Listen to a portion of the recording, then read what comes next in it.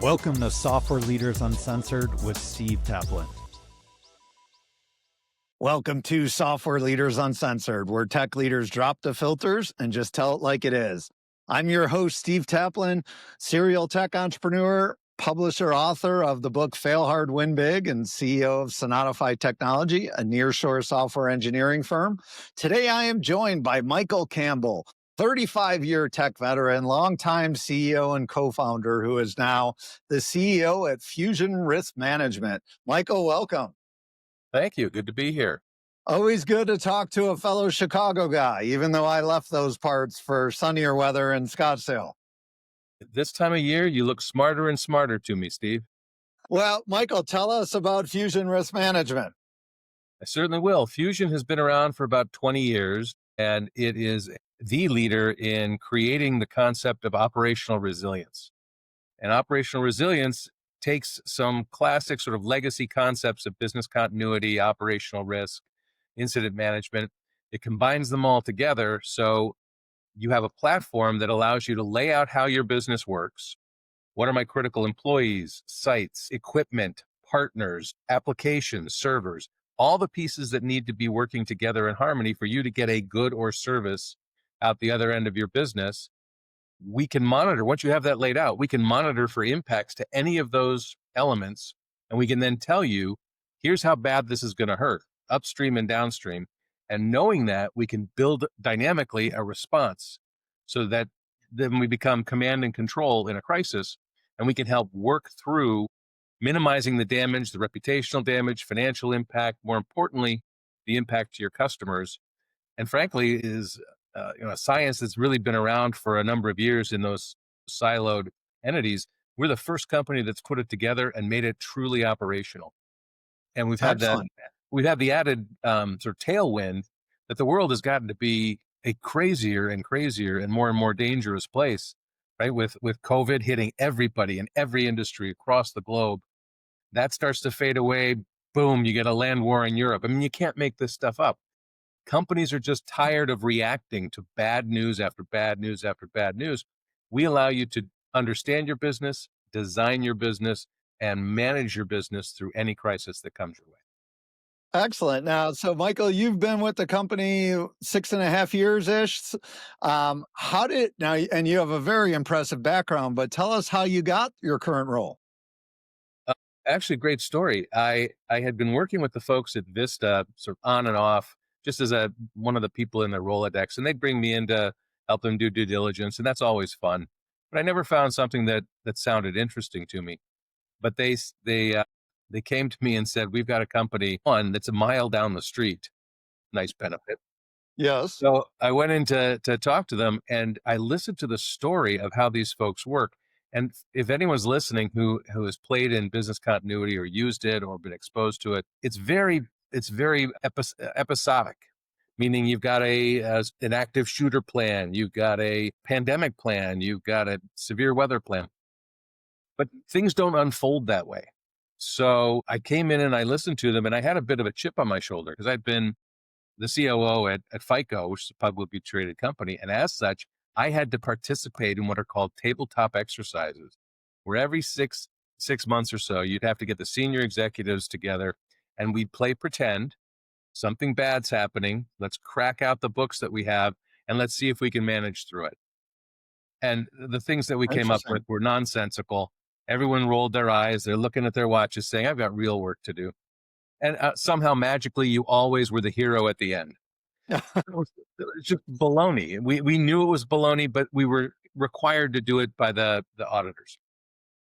And so when I came in and saw that these folks had completely flipped the script, and they said, if you understand your business now, you can not only monitor for anything and then react to anything. This is really helpful. And I saw myself, if I had the ability for my systems to come online saying, you have something happening right outside your main office, which by the way, we do, main office, and your people are there, you may want to, and this is a dangerous environment, here are the recommended actions to shelter in place, move them out when it's safe.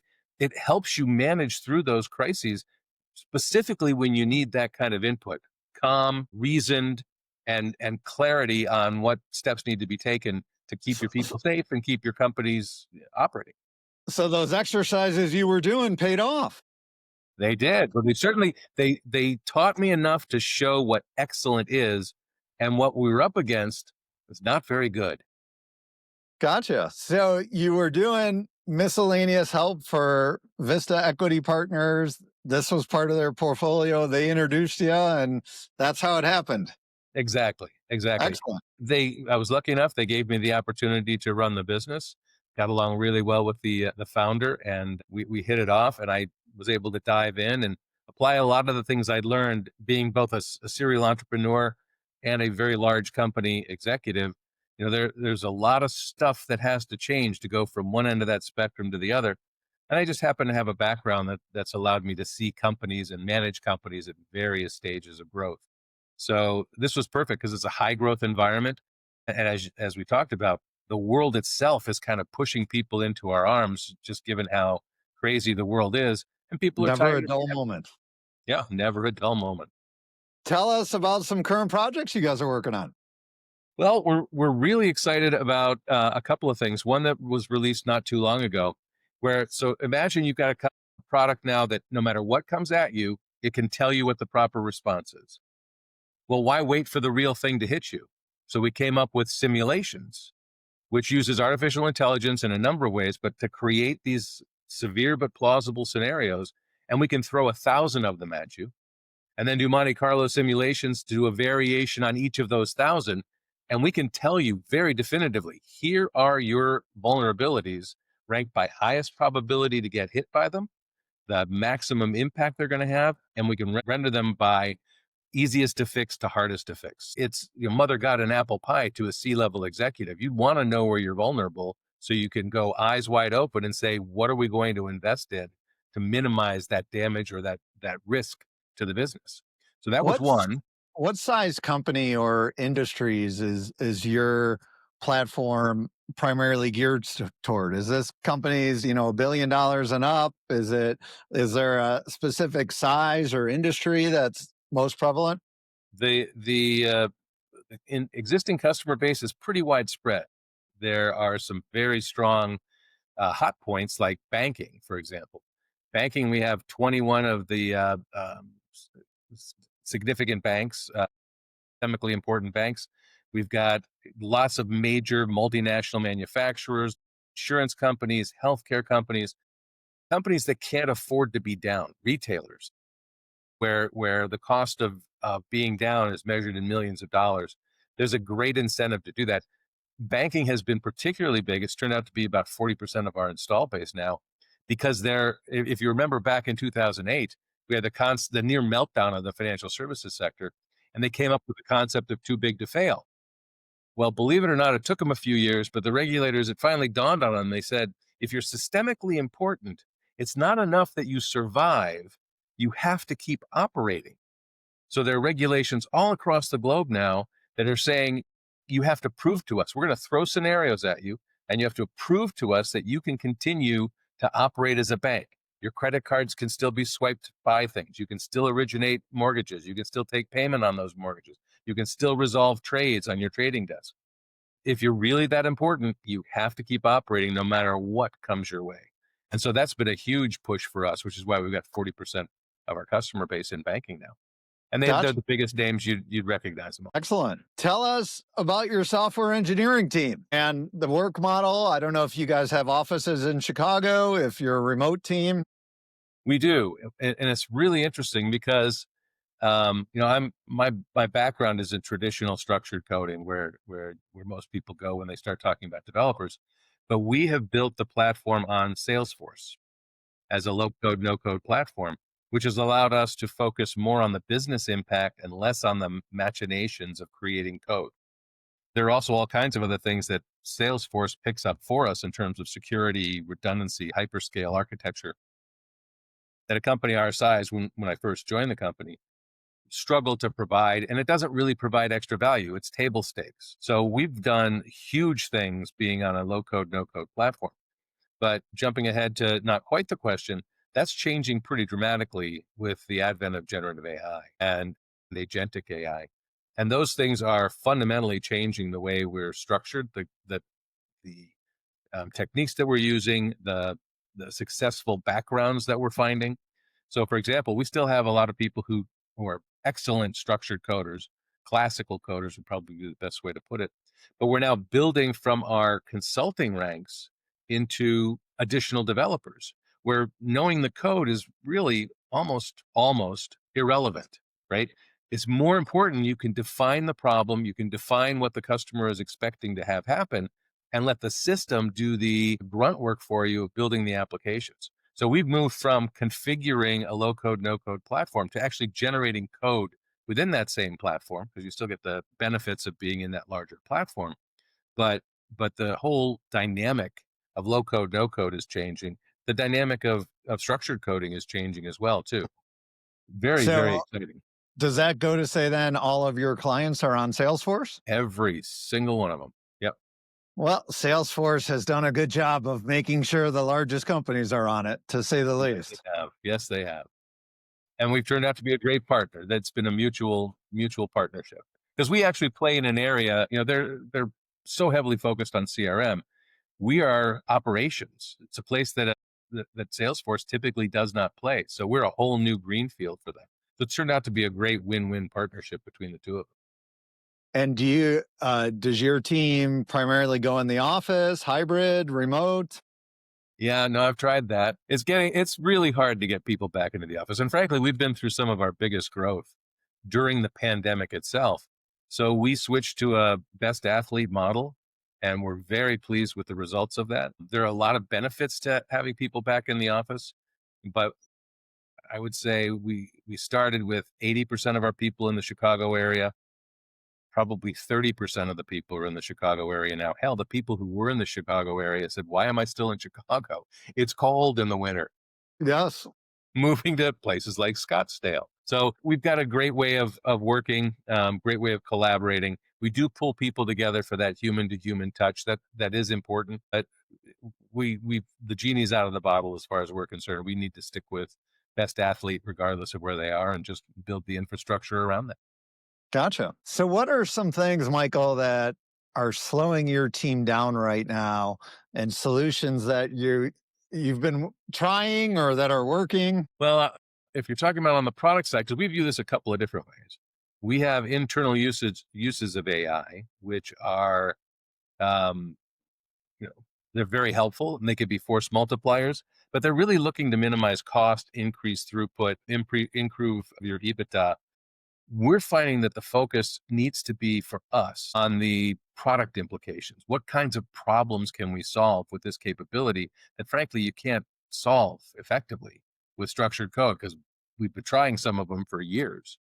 And so we're spending most of our intellectual horsepower on understanding the domain of operational resilience, and it's getting broader and broader, because operational resilience is a holistic understanding of your business. So the more holistic you are, the more is expected of you. And that's really hard to keep up with when you're doing everything from a structured coding perspective, where every little design element needs to be put in place. AI frees you from that. It gives you a few curveballs, but it frees you of that and allows you to deliver answers you couldn't deliver before. So, for example, we go into a company, a company that may be operating in 194 countries. Every country has their own set of static business continuity plans that they put together a few years ago. They tweak them every now and again. It's very hard to find somebody who can read those, understand those, learn from it, and then transform it, not just from a data from here to here perspective. That's sort of trivial, but understand the context in which that data has been put together, the implied structure of the business that it's modeling. That's tricky stuff. AI is exceptionally good at taking that kind of snapshot data and building a dynamicism into it, where the data, yes, gets put into the proper places. It's identified as, this shouldn't be static data. This needs to be dynamically updated. And then here's the structure of the business that we're protecting. And it can configure 80% of the software. This could take a year for a large, significantly sophisticated company to hand tool. And now you can take thousands of these plans, pop them into our AI ingestion engine, and it does 80% of the configuration work for you. It is really mind blowing, the collapse of time to value that you can get using AI in some of these fuzzier areas. So in the no code, low code space, are you seeing it change the game of the AI assistance in that? Absolutely.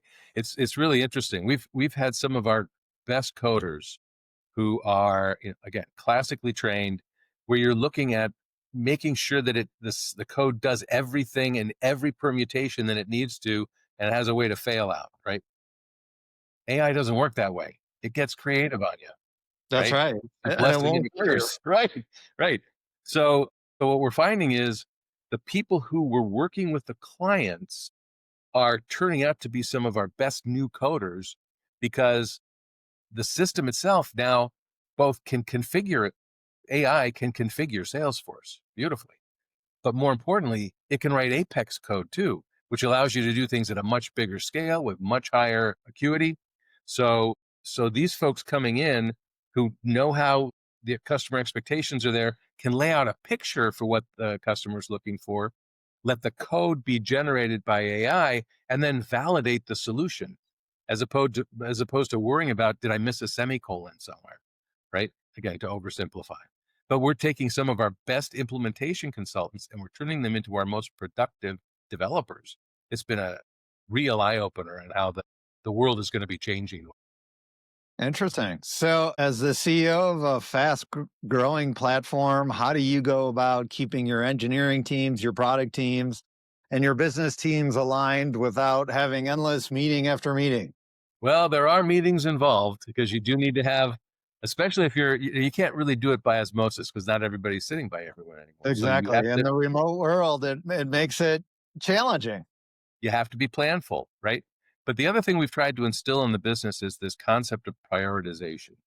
So while it may be cool to you, is it really going to be impactful for other folks to learn what you've just learned? You need to try to apply a filter yourself. So we're focusing on the high impact opportunities. And so we do spend a lot of time in that sort of self editing to make sure that what we're going to be presenting is something that can be impactful for other parts of the organization. So you have to have a method to it because there are so many things that can be changing. Now, but that also means, again, which is why we focus more on how can we have huge impact on our customers by understanding the points of pain they're having today, both with our software and the fact that our software may not be able to do things easily.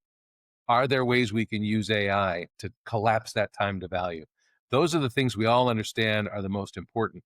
Can we get better at improving the software development lifecycle? Yes. And some of them may be important enough to rise above the threshold of scarce resources being applied to it. But again, you've got to have that constant mindset of don't bite off more than you can deliver. Because we talked a little bit about this. The whole concept of ruthless prioritization is absolutely critical. This is one of those things that was later learned in life by me. Absolutely critical, particularly in an environment that's entrepreneurial where you're creating new stuff. Because I promise you, you have way more opportunities that all sound so sweet than you could possibly execute. Meanwhile, you have a whole bunch of activities you need to be executing to minimize some of the weaknesses you've got and to address some of the threats, right? So I'll give you a quick example on ruthless prioritization. We'll go off on a tangent. When I first came here, I said, let's all lay this out. We've got our SWOT analysis up there. We're going to have actions to accentuate every strength, to mitigate every weakness, to thwart every threat. Anyway, we did this for a week with every part of the organization. Tell me what you're currently doing, what you want to do, what you're embarrassed to tell your mother you're not doing, right? Lay it all out. When we were done with that, we had 600 tasks that needed to be accomplished on Post-it notes across the walls. And I said, okay, do we all know now that we've been heard? And we all agree how important all these are? Yes, we get to pick 3, right? That just sets the stage. Now we ended up with 10, we winnowed it down to 5, but 650 things that we all thought we were really bad people for not doing. We all just looked at it and said, we can't. We give up. We need to now focus on the things that really are going to kill us first, the things that are really going to drive revenue up and to the right, right? And it's all got to be balanced. And then you got to have the resource loading against it to say, do these people know they are critical suppliers to this solution and they can't do any of these other things we've just told you aren't priorities, right? So that whole process, finding That's out a not very cool exercise. to get everyone in the room, to give them time to prepare and to come up with all those things, that is a great exercise to get your team engaged, involved, to be heard. And did anyone pass out when you said you can only pick three? It is a wave of both almost panic because you really believe the things you were working on were mission critical. But when you look at them in context, that's the whole point. Even in a small company, you lose context so quickly. When you realize you're not even in the same ballpark as being able to tackle, you can't cut them in half. That's still 330 things, right? Yeah. It's insane. You can't do it. And once you accept that, once you just say, I know we can't do everything, it also makes it clearer why you can't do something under cover of darkness. They couldn't possibly have meant don't do that. No, we looked at it. We evaluated it all together. That's not as bad if we don't do it as that. So we're going to do that. And is that ruthless prioritization? Is that a term you came up with, or is that an industry term? Well, I know it's a Vista term. I like to Okay. think I brought it to Vista. There may be people who want to argue that point, but I've been living that for a bit. I like it. Hey, I haven't heard it, so I'm giving you credit for it. Feel free to put me in your next book. All right. Well, Michael, as a seasoned tech veteran, a seasoned CEO, I'd love to get your take of how AI has evolved. And I'm going to give my vantage point for a minute that for the, you know, it came out hard. I think, everyone was trying to figure out what it can and can't do. At least in the software engineering world, I think the last 6 months, that world has figured out how it can help, what it can do. Now, with that said, things are changing all the time, and anything we talk about now, by the time this goes live, may be obsolete. According to MIT and many other studies, 95% of generative AI projects at companies are failing. Why do you think that is? Well, it's a brand new technology, and frankly, it goes against a lot of the things that have been ingrained on people. Just the prompt versus query kind of a construct where people have been conditioned, especially younger people who don't know any different, where the brevity and sequence of a Google prompt can get you a better answer. You have to sit down with AI and tell a story, right? That's not natural. And not a lot of people have that. I mean, when was the last time you talked down to somebody who just came out of school and asked them to pontificate on something with more than 3 words, right? They're very, very tight in terms of the number of words they feel comfortable using. And to do AI properly, it's almost like a relationship as opposed to knowing the rule. These are the absolute rules, and if I structure this, it can only do what I structure it to do. And if anything comes its way that wasn't specifically laid out, isn't going to happen. It's going to either go to a case or it's going to abend, right? It's going to end poorly. AI will take what you're asking it, and by God, it's going to try, and it's going to surprise you often how it tries and what lines it crosses because you didn't tell it those lines shouldn't be crossed. It's almost a personality. You need to understand its strengths and weaknesses, and that's part of the problem too. Because I'm seeing a lot of the people I'm talking to who say, "Yeah, I went through that. I looked at it. I played with it a little bit. I've heard the stories about these hallucinations that are coming out. It's not. It's hype. It's pure. It's like pets.com all over again." Well, that was what, a year ago. The Uh-huh. changes are happening. They're happening hourly. The LLMs being regenerated is still happening in a much longer period of time, but longer in terms of months, right? So if you've tried something, if you tried ChatGPT 3 and you've said, well, it doesn't do what I want it to do, we're on 5. It's probably kicking butt on the things you tried it on. But a lot of people, even in technology, they say, I tried that, didn't work, check, move on to the next thing. You can't do that in AI. The rate and pace of change is staggering, absolutely staggering. In fact, you have to build these things knowing that the underlying technology will improve. By the time you need to go GA with something, that the technology will rise up to meet you because it has. Uh-huh. That I haven't seen the that numbers, but it's blowing Moore's law away, right? It's definitely going quickly, and it's hard to keep up. Michael, what's a common mistake you see other orgs make that your experience has taught you to avoid? That's it's a spin on the end there. What I'm seeing, I guess, A brutal lesson you've learned throughout your career. well, I think that a lot of companies are still coming up with, here's my application, new and improved, now with AI. That's not really the way you do this, right? They'll add a co-pilot, or they'll add something that allows you to summarize things, or maybe helps create reports a little bit better, because they're fairly straightforward. They're innocuous. You don't have to go through the pain of making sure you're not exposing your customers to the occasional now hallucination, but still hallucinations. So you'll have people who are sprinkling it in, like adding new marshmallows to Lucky Charms. So it's not part of the way you deliver your solution. Every time we crack open what we're doing historically, we say, would we have done this the same way 10 years ago, knowing what we know today about generative AI? And if we need to, we bite the bullet and we redo it. Right? You have to be willing to tear down. In fact, we have a team that doesn't talk to anybody else, and their job is to destroy us. Well, as a resilience company, I guess you need to do that, right? Right. Well, it comes naturally to us, but it's also goes back to the innovator's dilemma. And now you've got the innovator's dilemma written in weeks, not years, right? So finding a way to have people who can look at this with pure, fresh eyes and know the technology, steep themselves in the technology, and watch the rate and pace of change to get a feel for that as well, allows you to have a team that's really focused on having high impact in this kind of environment. And again, you can't iterate this or emphasize this enough. The iterations are faster and faster. Every iteration is miraculously larger than I'm being inflammatory there, but it's miraculously better than what came before it. And so you've got to balance that. It's almost like skating to where the puck is going to be.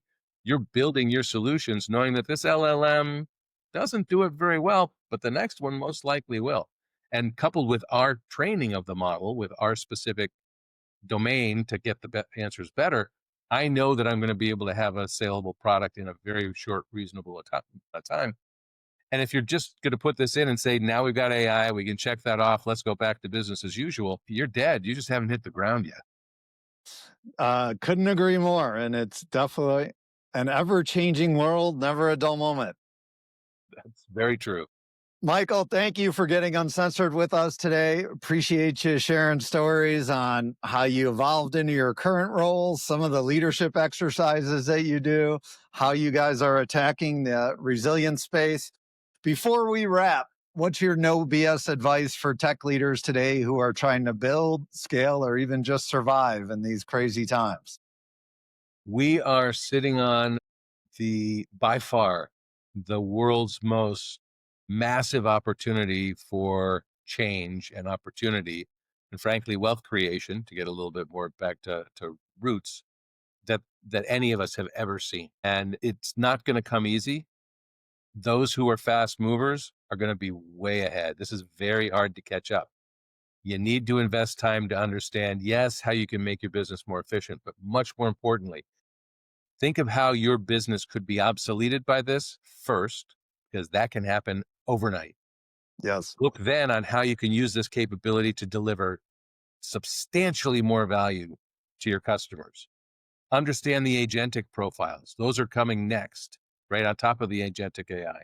Understand the differences and understand the strengths and weaknesses of those platforms. So build what's best for your customers, build it using those new capabilities. Know that if you haven't figured them out, somebody else could, because they're there. Monitor your competition, because they're not standing still either. And so so be paranoid, but also be opportunistic. If you see a good use case, grab it as best you can. I love it. Evolve or die. There's no choice in between. The rate and pace is frenetic. I mean, it's exciting as hell, but you're going to need more coffee. Very true. Michael, thanks again. That's it for this episode of Software Leaders Uncensored. I'm Steve Taplin. If you like the show, go ahead and hit subscribe. Remember to fail hard, win big, and always build what matters. See you next time. That's a wrap. Another great episode of Software Leaders Uncensored. Thank you guys so much for listening. I really appreciate it. It's a lot of fun doing this show. I love talking with great tech leaders. As a side note, if you're interested, check out my new book, Fail Hard, Win Big.